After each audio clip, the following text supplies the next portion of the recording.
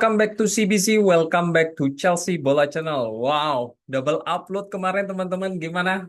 Happy atau enggak? Nah, kalau happy Sobat CBC tahu apa yang harus dilakukan kan? Ya, ibarat kita berdoa dulu sebelum makan, begitu juga seperti biasa sebelum kita lanjut menonton channel CBC ini dan supaya tidak kelupaan, CBC mohon bantuannya buat klik tombol like karena tombol like dari teman-teman itu dapat membantu fans Chelsea di luar sana untuk dapat mengakses channel dari CBC ini. Dan buat yang belum subscribe, please do so. Karena subscribe dan like itu gratis ya teman-teman. Dan CBC mengucapkan terima kasih banyak buat sobat CBC yang selalu setia menanti-nantikan konten dari channel CBC ini. CBC mendoakan buat teman-teman semua dalam keadaan baik dan sehat selalu. Oke, di channel CBC ini ke-48 kali ini, seperti biasa sebelum kita masuk ke topik pembahasan terkait Chelsea, CBC mau mengucapkan congratulations buat timnas Indonesia yang di kandang sendiri berhasil menahan imbang Australia 0-0 sehingga tetap menjaga asa Indonesia untuk lolos ke Piala Dunia. Mengingat saat ini Indonesia sementara berada di posisi keempat dengan mengkoleksi 2 poin di bawah Jepang, Arab, dan Bahrain di grup C di putaran ketiga. Bila kita melihat dari formasi yang diturunkan oleh Sintayong, yaitu 5-4-2, 5-4-1, di mana tipe pemain yang diturunkan pun ini terlihat memang kita itu bermain bertahan. Karena di sana ada Hapner, Itsets, kemudian Rizky Ridho, bahkan Nathan pun yang posisinya naturalnya di defender, dia ditempatkan sebagai defensive midfielder. Jadi total dari central defender Indonesia itu adalah 4 ya teman-teman. Dan taktik parkir bis ini berhasil dan menahan seri Australia 0-0. Bahkan di babak kedua itu Rafael Struijk ditarik dan digantikan oleh Wintan Sulaiman yang berposisi sebagai attacking midfielder sehingga hanya menyisakan Orat Moon ya sebagai penyerang. Jadi memang semakin terlihat kita ini benar-benar mengupayakan hasil seri ya teman-teman. Nah, CBC bilang ini adalah seri rasa menang ya. Nggak kayak kemarin Chelsea melawan Crystal Palace, itu seri berasa kalah ya teman-teman. Ya, kenapa seri tapi rasa menang? Padahal kita ini bermain di kandang sendiri. Ya, bila berkaca dari ranking FIFA, Indonesia itu hanya di peringkat 133, sedangkan Australia itu di peringkat 24, teman-teman. Dan sebelumnya pada saat melawan Arab Saudi, itu Arab Saudi sendiri di peringkat 56 ya. Tentu CBC juga mengapresiasi kiper terbaik Indonesia, Martin Paes, yang tampil sensasional setelah digempur berkali-kali ya. Namun berhasil menjaga gawang Indonesia dari kebobolan dan menjadi man of the match. Wow, sungguh luar biasa ya. Hal ini bisa dilihat dari statistik terlihat Indonesia itu hanya dapat menguasai bola 37% saja dan hanya melakukan passing sekitar 277 berbanding 456. Jadi semalam kita ini memang bermain bertahan ya teman-teman. Dan tentu hasil seri ini kita patut syukuri. Bahkan terbesit di pikiran CBC ini untuk menarik Martin Paes untuk mengisi posisi kiper utama dari Chelsea. Nanti CBC coba telepon Ekbali ya untuk make it happen ya teman-teman. Jadi di atas semuanya itu ya, CBC mempunyai sedikit informasi buat CBC, eh, buat sobat CBC ya terkait peluang lolos Indonesia di Piala Dunia kali ini. Jadi di tiap grup ya, dua tim teratas itu otomatis akan lolos ke Piala Dunia. Sedangkan peringkat ketiga dan keempat itu masih bisa memperjuangkan tiket untuk lolos melalui ronde keempat ya. Jadi jumlah tim di ronde keempat adalah 6, yang dibagi ke dalam dua grup, di mana masing-masing itu nantinya akan terisi 3 tim. Sehingga pada saatnya, pada saat kompetisi ronde keempat dimulai, juara grup dari ronde keempat tersebut otomatis lolos ke Piala Dunia. Kemudian runner up dari masing-masing grup ya di ronde keempat ini akan playoff untuk memperjuangkan tiket lolos ke ronde kelima di Asia atau playoff benua ya.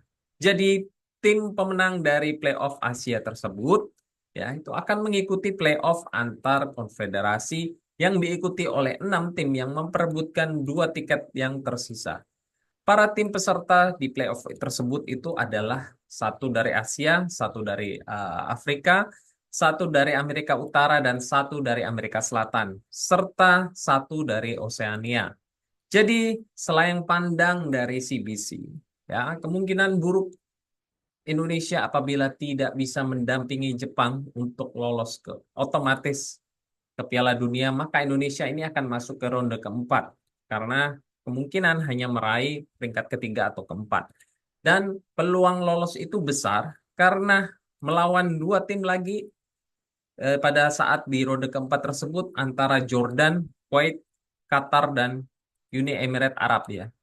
Ya, di match selanjutnya Indonesia akan bertandang melawan Bahrain pada 10 Oktober 2024, di mana Bahrain ini ada di peringkat ke-80 dari peringkat FIFA. Oke, untuk pembahasan ini nanti lagi kita akan bahas di dekat-dekat tanggal 10, yaitu tanggal 9 atau tanggal 8 nanti ya teman-teman. So, keep the spirit and stay tuned untuk menantikan ulasan lagi terkait timnas Indonesia di channel CBC ini. Di channel CBC ini. Come on Indonesia, you can do it. Oke, next kita akan kembali membahas Chelsea Football Club. Yang pertama, terkait behind the scenes kepergian dari Trevor Chalobah. Ya, dikutip dari Ben Jacobs, beberapa orang di Departemen Sepak Bola mempertanyakan bagaimana bisa Tosin Aradabioyo ini dianggap peningkatan kualitas atas Trevor Chalobah. Namun sumber Clear Lake Capital berpendapat bahwa Tosin adalah pilihan yang cerdas dan tambahan squad yang beresiko rendah. Todd Boehly lebih memilih untuk memperkecil ukuran squad dan mendukung talenta Cobham, bahkan anggota Departemen Sepak Bola yang sangat tersinggung dengan interaksi yang terjadi di depan delegasi Dortmund tersebut.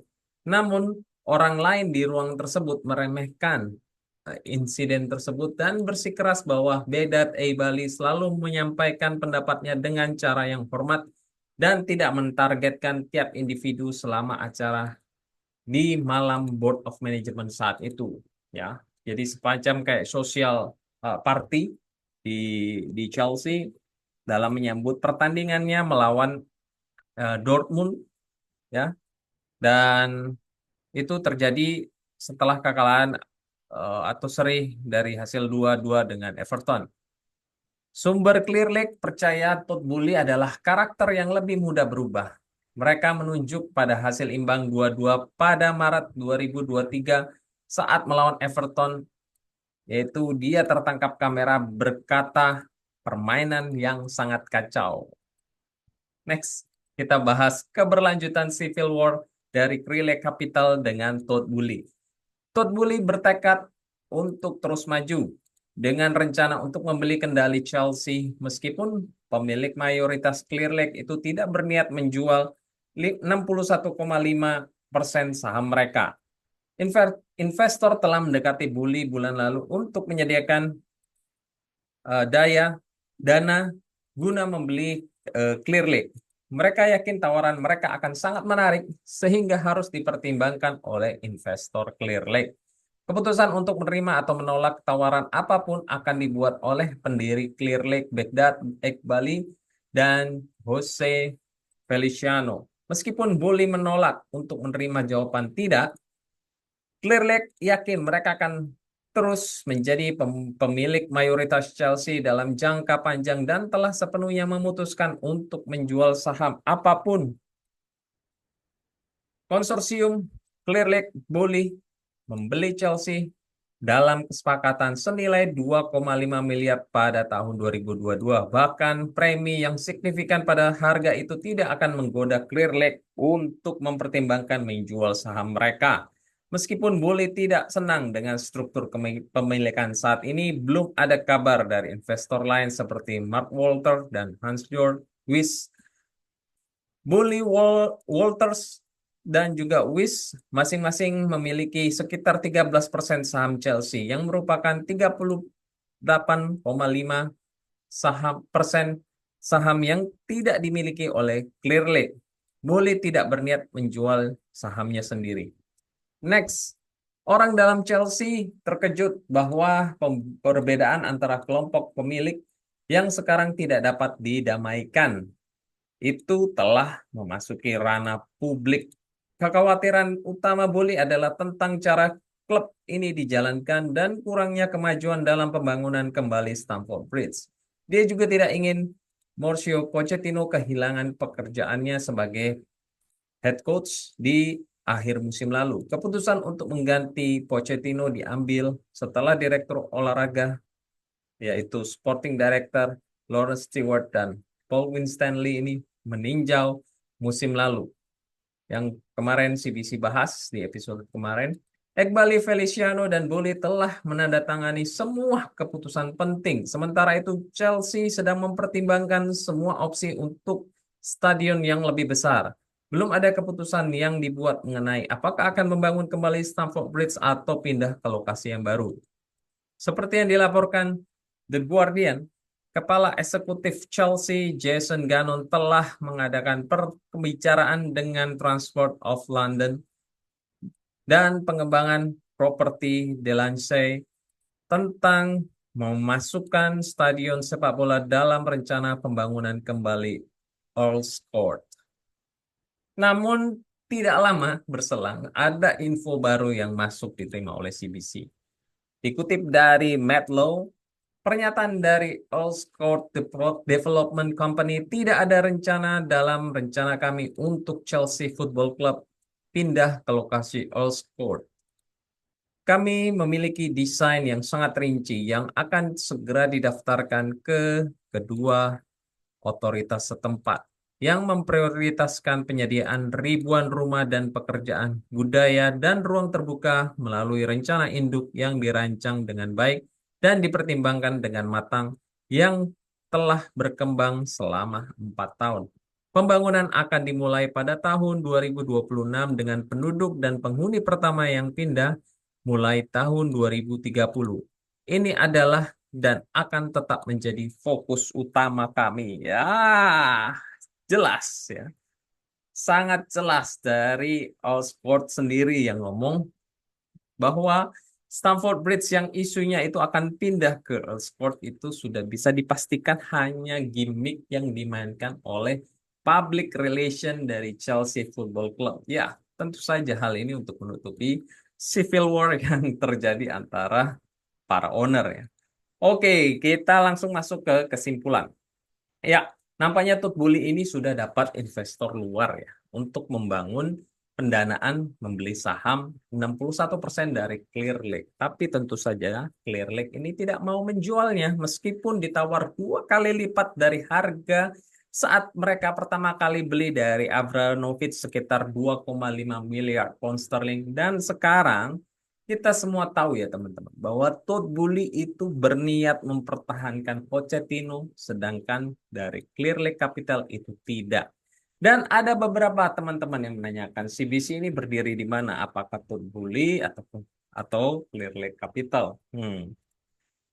Tentu saja tidak ada yang sempurna ya teman-teman dalam kepemilikan.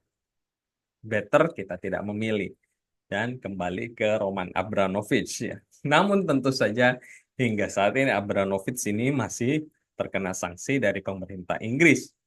Mengingat perang itu antara Rusia dan juga Ukraina itu masih belum selesai. Sehingga bila harus memilih apakah baiknya kita dikasih kesempatan kepada Clear Lake. Ya, itu pendapat dari CBC. Karena selain dari hal ini, ya kepemimpinan Todd Bully selama 2 tahun, ada spill informasi dari Caicedo yang membocorkan taktik dari Mauricio Pochettino. Kalau teman-teman mengikuti dari channel CBC ini yang menjelaskan bahwa taktik Pochettino itu adalah lari, lari, dan lari. Jadi tidak ada taktik. Jadi benar-benar mengandalkan pure eh, kualitas individual dari para pemain ya. Seperti yang terjadi pada Manchester United waktu lalu di bawah oleh Solskjaer. Ya, it's happen. Jadi that's why CBC eh, sebenarnya sebelum ada cerita tersebut dari Caicedo, CBC mendukung Pochettino untuk terus bertahan. Tapi setelah ada cerita tersebut dari Caicedo yang membocorkan bahwa taktik dari Pochettino adalah lari-lari dan lari, maka CBC menganggap keputusan dari Clear Lake ini adalah keputusan yang tepat untuk dijalankan karena Chelsea ini adalah tim besar, harus mempunyai style of play ya, sehingga dapat kembali ke jajaran posisi yang sebenarnya mereka berada sebagai eh, challenges dari title ya, teman-teman, atau penantang gelar juara. Oke, mungkin banyak teman-teman yang tidak setuju atas pernyataan atau tidak sependapat atas pernyataan dari CBC ini. Ya, no offense ya guys ya. Kita tetap satu unity untuk pendukung Chelsea Football Club. Nah, CBC mau jelasin ya, mengapa lebih mendukung dari Clear Lake daripada Todd Boehly ya. Tentu saja kita tahu 2 tahun Chelsea di bawah Boehly itu seperti apa. Ya, baik pembelian pemainnya maupun performance timsnya. Di mana pada saat 2022 itu ada pembelian pemain yang flop seperti Koulibaly, Sterling, Aubameyang, Mudryk, ya, Badiashile, kemudian Vedatro Fofana, Kasede, dan Chukwuemeka ya. Sedangkan pemain yang bagus itu ada Enzo, Wesley Fofana, Cucurella, Madueke, Gusto, kemudian Santos. Next di tahun 2023 ya, pemain flop yang menurut CBC yang dibeli oleh Chelsea adalah Disasi, Ugochukwu, Sanchez, kemudian Washington. Sedangkan pemain yang oke performance-nya itu adalah Caicedo, Lavia, Nkunku, Palmer, Jackson, dan Petrovic. Jadi dari total pemain flop dari 2 tahun terakhir ada 12, sedangkan yang oke itu 12. Tapi balik lagi, kalau dilihat dari performance ya, CBC lihat tahun 2022 itu boleh memegang kendali penuh performan dari Chelsea sehingga hanya meraih peringkat ke-12. Sebaliknya pada 2023 saat Clear Lake ini masuk di awal tahun 2024 itu Chelsea mulai membaik ya, dan masuk ke peringkat 6. Dan tentu saja pembelian pemain di 2024 ini lebih bagus menurut CBC.